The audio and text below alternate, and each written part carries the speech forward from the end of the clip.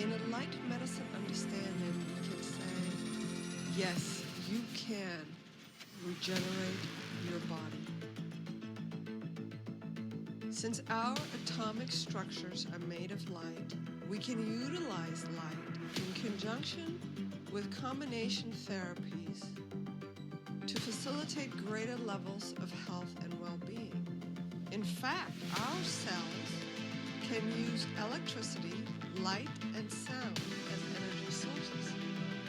By working with molecules that give off electricity to the body, using light, for example, of the moon, and sounds of healing frequency, we can enhance the energy in the cells needed for repair and restoration. Light medicine is a new paradigm describing the science of light, spirit, and longevity.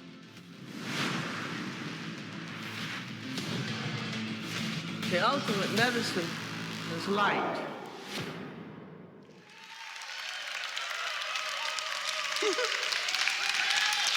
Good morning. Thank you very much. Thank you. So what if I told you that some of the most well-known paradigms of science are incomplete? What if I told you the Big Bang never happened?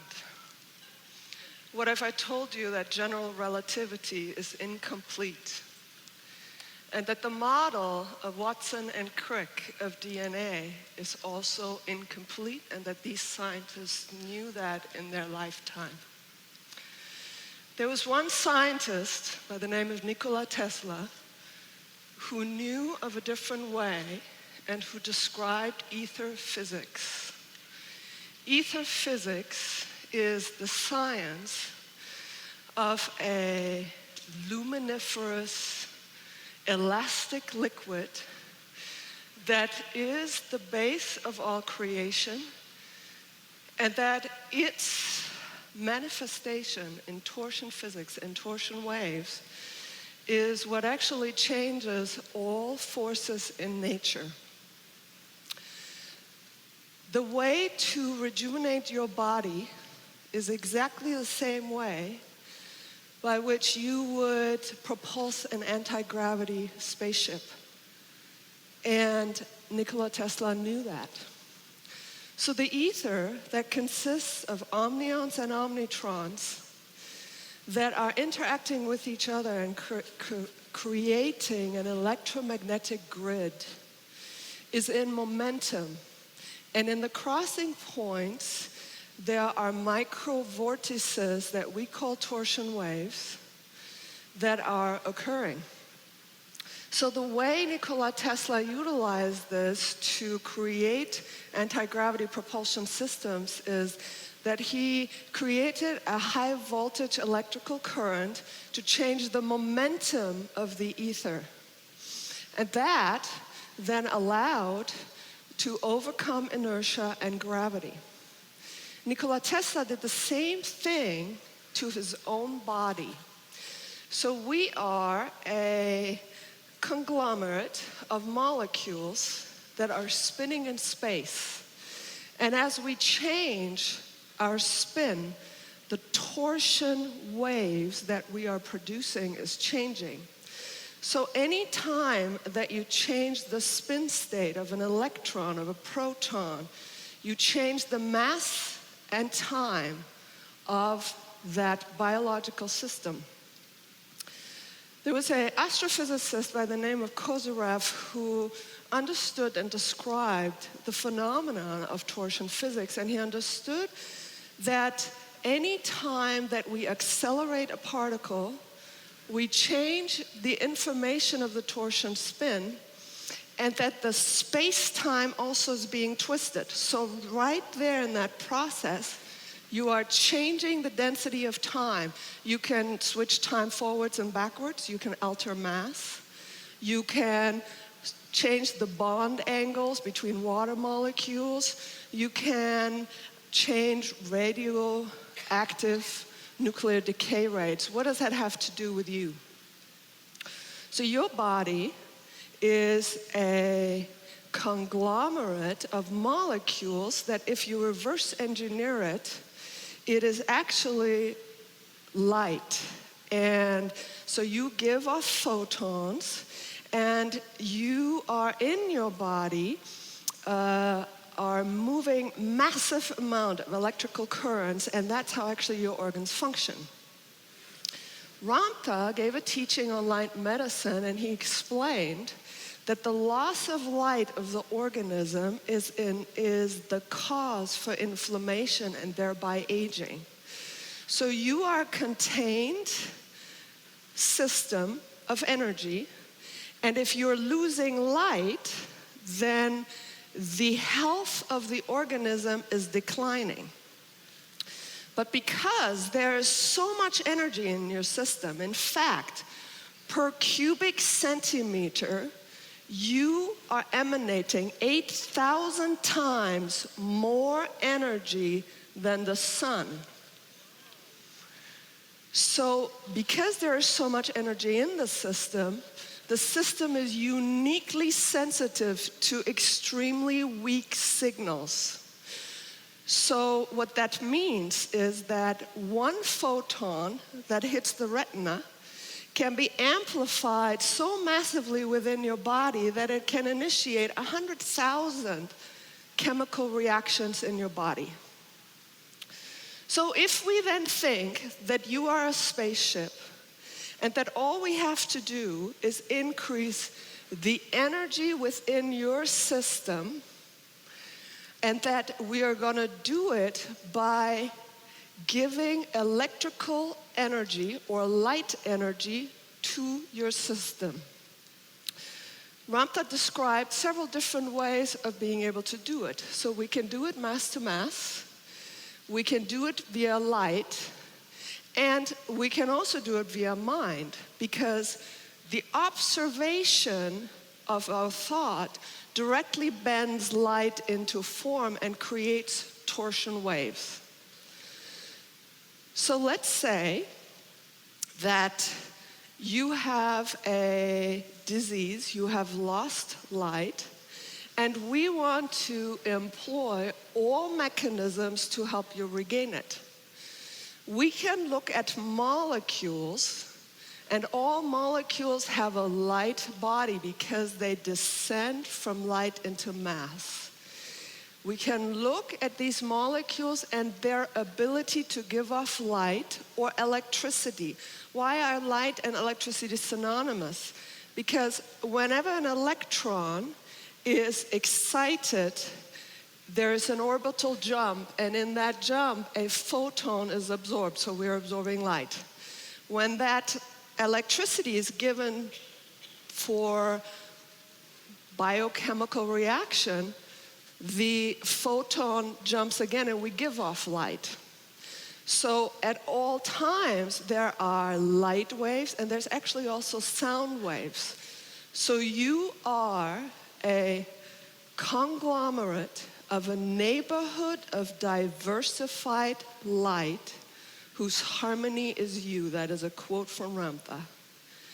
So now what we do is, Ramtha suggested in the May 2018 teaching to look at molecules and look at their veracity of light.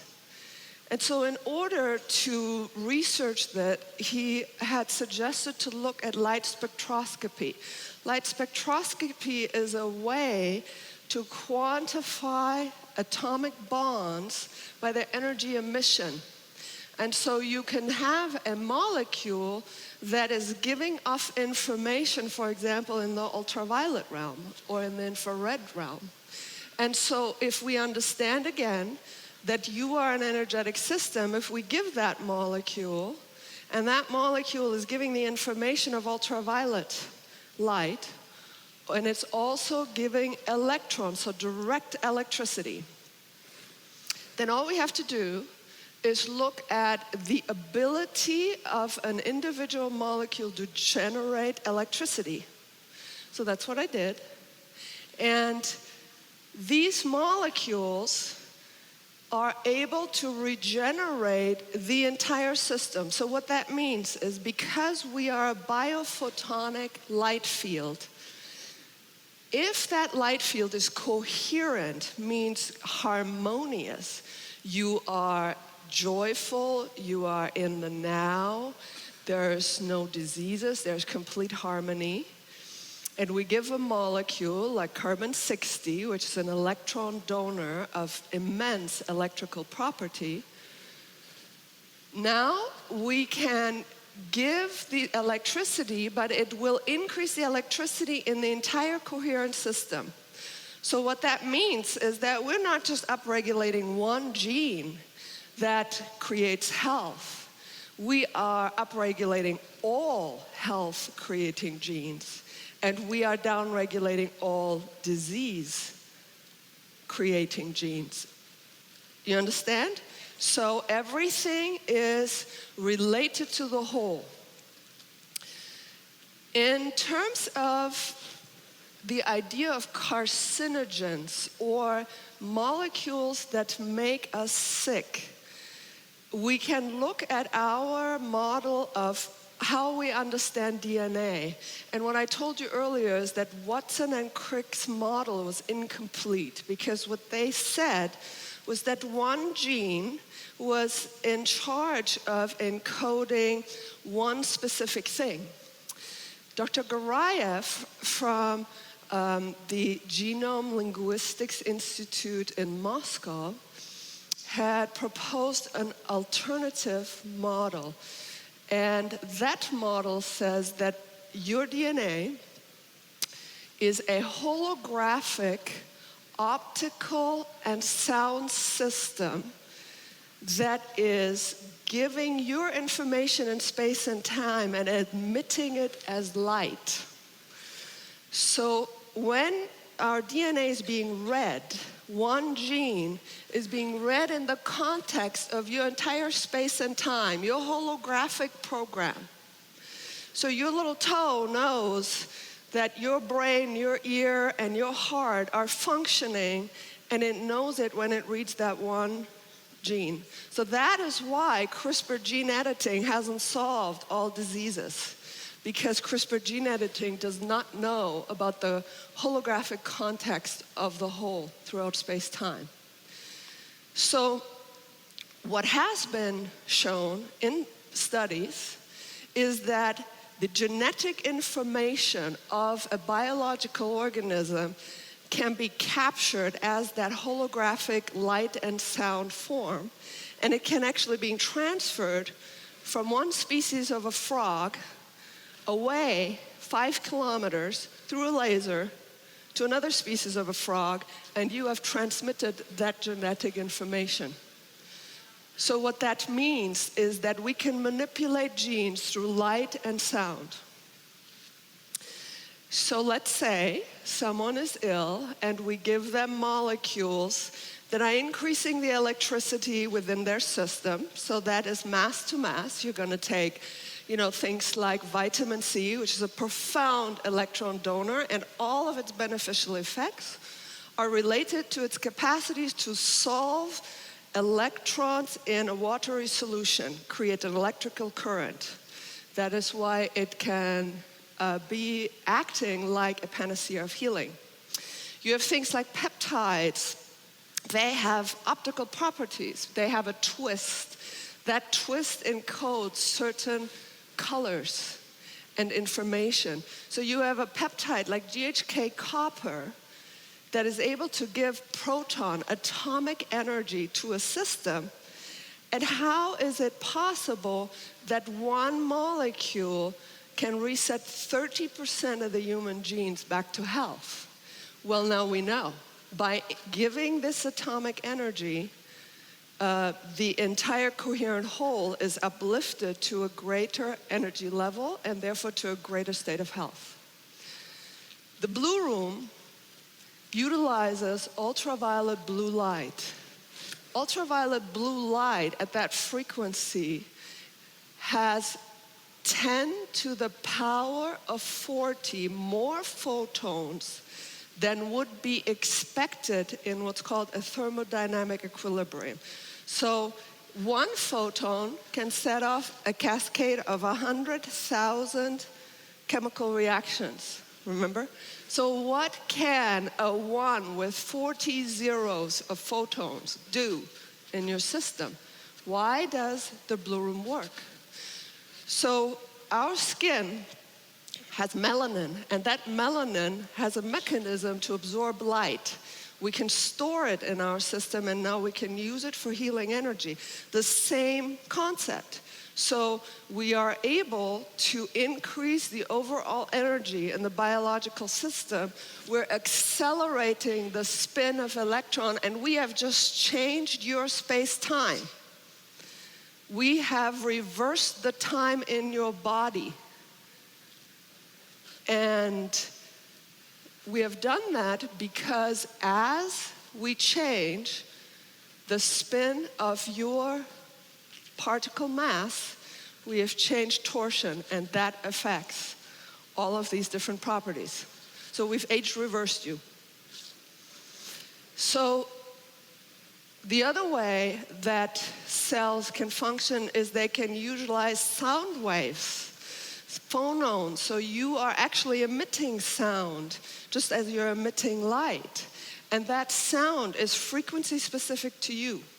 If we are now using a healing sound, like Jay-Z is doing in her blue room, your cells are able to utilize that energy again, to upregulate the whole, to produce more energy and create greater health. So these mechanisms, in a very simplified way, would set the basis of a new medical science, a new paradigm. Because it is a different way of understanding how molecules work and how we can utilize light and sound to heal people. If we utilize more and more of these modalities, would it be possible to reduce the healing time substantially and accelerate it to a degree that, let's say we had a stroke victim, can't speak, can't talk, can't walk, can't see, can't read or write, and we would give them molecules that electrically enhance them. We would also detox metals that are interfering with the proper reading of the hologram. Why do chemtrails contain aluminum? Why do vaccines contain metals, palladium, titanium, steel? Because metals not only are electrical conductors, but if used in a nefarious way, or in a toxic way, like lead, cadmium, arsenic, all of the things that we're exposed to in our environment, they have optical properties that will scramble the light of the healthy hologram. Do you understand? So if you remove those heavy metals, if you remove heavy metals from an autistic child whose brain has been poisoned with mercury, and you take that out, you restore the natural hologram, and the body will be able to heal itself. So if we do that, so we remove the toxic heavy metals, and we are giving molecules that are enhancing the electrical mechanism, we send people to the blue room. We tell them to self-correct. We want them to be joyful, to find new ways of expressing themselves, new hope, because all of that uplifts the overall energy state in the body. So our system that is interfacing with the spiritual entity that we are has quantum properties. Your brain is a quantum computer. It has the capacity for phenomenal computation. There is a certain switch in your brain that prevents you from actually experiencing that, but that switch can be undone and has been done with brainstem scarring. So you have these super whiz kids who can do phenomenal computations. So you are able to do that. Also, your DNA has infinite capacity because we have genes that belong to animals like You know, whales don't get cancer. They have 20 copies of P53, which is a certain gene that mutates in humans and creates cancer. So we are able to potentially genetically engineer humans of a whole different caliber in a new science. And we can do it by utilizing optogenetic systems. Your cells respond to light. You don't need to clip a gene. You just give it a light signal, and all aspects of cellular mechanism can be controlled by that. So bioengineering of superhumans can be done with light.